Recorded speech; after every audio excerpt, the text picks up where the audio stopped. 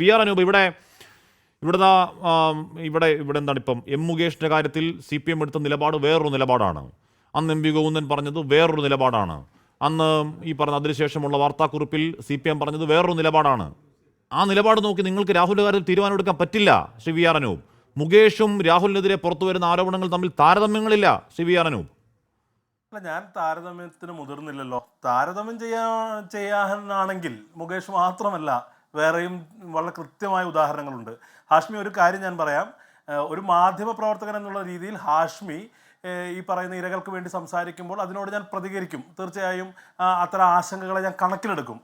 അത് പറയുന്നതിന് എനിക്കൊരു ബുദ്ധിമുട്ടില്ല. പക്ഷേ ഇവിടെ ഇരുന്ന് BJPയുടെയും CPMൻ്റെയും പ്രതിനിധികൾ ഈ പറയുന്ന മോറൽ സുപ്പീരിയോറിറ്റി അവകാശപ്പെടുമ്പോൾ കോൺഗ്രസ് എന്തോ വലിയ മോശം പ്രസ്ഥാനം, ഞങ്ങൾക്ക് ഇതിൽ മാതൃകാപരമായ നിലപാട് സ്വീകരിച്ച ആളുകളാണെന്ന് പറയുമ്പോൾ സ്വാഭാവികമായി അവരുള്ള ചർച്ചയിൽ എനിക്ക് ചൂണ്ടിക്കാണിക്കേണ്ടി വരുന്നേ. ഞാനതിനെ CPMൻ്റെ നിലപാട് പറഞ്ഞ് അല്ലെങ്കിൽ BJPയുടെ നിലപാട് പറഞ്ഞ് ന്യായീകരിക്കാൻ ഈ സന്ദർഭം ഉപയോഗിക്കുന്നില്ല. ഞാൻ ഇവിടെ സനോജിനോട് ഒരേ ഒരു കാര്യം മാത്രമാണ് പറയുന്നത്. ഈ പറയുന്ന മുകേഷ് അടക്കമുള്ള നിരവധി ഉദാഹരണങ്ങളുണ്ട്. CPMൻ്റെ മുഖ്യമന്ത്രിയുടെ ഓഫീസിലിരിക്കുന്ന മാന്യദേഹം എന്നാരാ? P ശശി.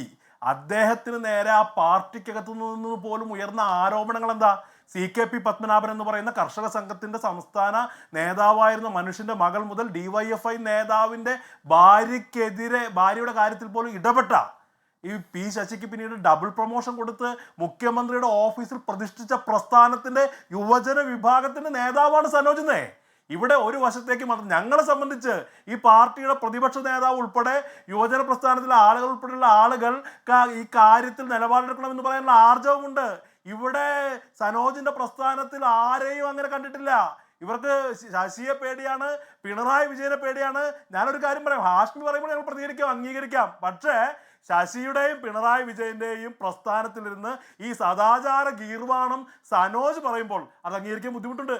ഇവിടെ ഉല്ലാസ് ബാബുവിന്റെ പ്രസ്ഥാനം, യെദ്യൂരപ്പയുടെ കാര്യം, നമുക്ക് വ്യക്തികളെ ചൂണ്ടിക്കാണിക്കാം. എന്തിനേറെ ആസിഫ ബാനു എന്ന് പറഞ്ഞ പെൺകുട്ടി പരിപാവനമായൊരു ക്ഷേത്രാങ്കണത്തിൽ റേപ്പ് ചെയ്യപ്പെട്ടപ്പോൾ ആരോപിതരായ വ്യക്തികൾക്ക് വേണ്ടി പ്രകടനം നടത്തിയ 2 മന്ത്രിമാരുള്ള പ്രസ്ഥാനമാണെന്നേ പൊളിറ്റിക്കൽ ഹിന്ദുത്വം എന്ന് പറയുന്ന ഈ ഉല്ലാസ് ബാബുവിന്റെ പ്രസ്ഥാനം എന്ന് പറയുന്നത്. അപ്പോൾ ഞാൻ പറയുന്നത് എന്താ, കോൺഗ്രസ് ഒരു രാഷ്ട്രീയ പാർട്ടി എന്നുള്ള നിലയിൽ ഞാൻ ഇപ്പോഴും ഇതിനകത്ത് ഇരകളായ വ്യക്തികളെ അപഹസിക്കാൻ സൈബർ ഇടത്തിൽ ആരെങ്കിലും പറഞ്ഞാൽ അതിനെ ഞങ്ങൾ തള്ളിപ്പറയും. സൈബർ ഇടത്തിൽ മാത്രമല്ല, ഇന്ന് VK ശ്രീകണ്ഠൻ്റെ ഭാഗത്തുനിന്ന് വന്ന ദൗർഭാഗ്യകരമായ പ്രസ്താവനയെ കേരളത്തിൻ്റെ പ്രതിപക്ഷ നേതാവ് തന്നെ തള്ളി പറഞ്ഞിട്ടുണ്ട്. ഈ പ്രസ്താവനയെക്കുറിച്ച് പറയുമ്പോൾ സനോജിൻ്റെ MM മണി മൂന്നാറിൽ സമരം നടത്തിയ പെമ്പിളൈ ഒരുമയുടെ ആളുകളെ പറഞ്ഞ് മറ്റേ പണിക്ക് പോകുന്ന ആളുകളാണെന്ന് പറഞ്ഞ പ്രസ്ഥാന പരിസരത്തിൽ നിന്നുകൊണ്ടാണ് ഇവിടെ പറയുന്നത്. ഒരു കാര്യം ശരിയാണ്, കോൺഗ്രസിനെ സംബന്ധിച്ച് ഇതിനെ ആരെയും ന്യായീകരിക്കേണ്ട ഒരു ബാധ്യതയുമില്ല.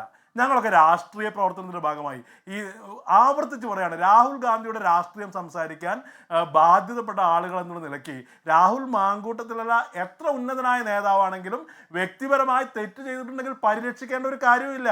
ഞങ്ങൾ ആ കാര്യത്തിനകത്ത് വളരെ ക്രിസ്റ്റൽ ക്ലിയർ എന്ന് വി ആർ അനൂപ് ഇവിടെ ഈ പറഞ്ഞ റിനി ആൻ ജോർജ് എന്ന് പറയുന്ന പെൺകുട്ടി നേരത്തെ VD സതീശനോട് കാര്യങ്ങൾ പറയുന്നു. പിതാവ് എന്ന നിലയ്ക്ക് ചെയ്യേണ്ട കാര്യങ്ങൾ ചെയ്തു എന്ന് VD സതീശൻ പറയുന്നുണ്ട്. ഉറപ്പായും ഈ പറയുന്ന തെളിവുകളുടെ അല്ലെങ്കിൽ പരാതികളുടെ മലവെള്ളപ്പാച്ചിൽ ഇത് മാധ്യമങ്ങളോട് പുറത്തു വരുമ്പോൾ മാത്രമാവില്ലല്ലോ പാർട്ടി നേതൃത്വം അറിഞ്ഞിട്ടുണ്ടാവുക, ഷാഫി അറിഞ്ഞിട്ടുണ്ടാവുക, സതീഷ് അറിഞ്ഞിട്ടുണ്ടാവുക.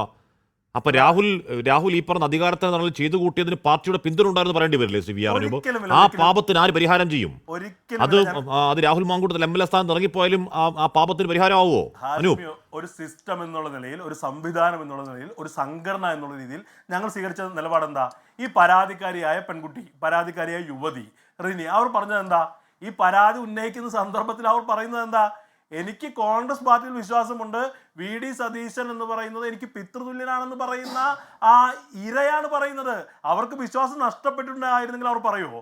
അവർ കോൺഗ്രസിൽ പ്രതീക്ഷ അർപ്പിക്കുമോ? അവർ ഈ പറയുന്ന അന്വേഷണ സംവിധാനത്തെ ആശ്രയിക്കില്ലേ? അവർക്ക് ഈ പറയുന്ന അന്വേഷണ സംവിധാനത്തെക്കാൾ അവർ വിശ്വാസം അർപ്പിച്ചത് കോൺഗ്രസ് പാർട്ടിയിലാണെന്നേ. അത് ഞങ്ങളുടെ പാർട്ടിയിലുള്ള ഞങ്ങളുടെ പ്രതിപക്ഷ നേതാവിലുള്ള വിശ്വാസമാണ്. അവർ പോലും പറഞ്ഞത് എന്താ? ഞാനൊരു പരാതിയായി പോകാൻ ആഗ്രഹിക്കുന്നില്ല, ഈ വ്യക്തി നവീകരിക്കപ്പെടണമെന്ന് പരാതിക്കാരി തന്നെ പറയുമ്പോൾ ഞങ്ങൾക്ക് എന്താണ് ചെയ്യാൻ കഴിയുക? പബ്ലിക് ഡൊമൈനിലേക്ക് ഒരു പരാതിയുമായി പോകാൻ താല്പര്യമില്ല. വ്യക്തി നവീകരിക്കുകയാണ്, നിരന്തരം പറഞ്ഞിട്ട് നവീകരിക്കപ്പെടുന്നില്ല, അതുകൊണ്ട് പബ്ലിക്കിൽ പറയുന്നു. അപ്പോൾ പോലും പ്രതിപക്ഷ നേതാവ് ഇതിൽ പരിഹരിക്കുന്ന പ്രത്യാശ പങ്കുവെക്കുമ്പോൾ പ്രതിപക്ഷ നേതാവ് എന്താ പറഞ്ഞത്?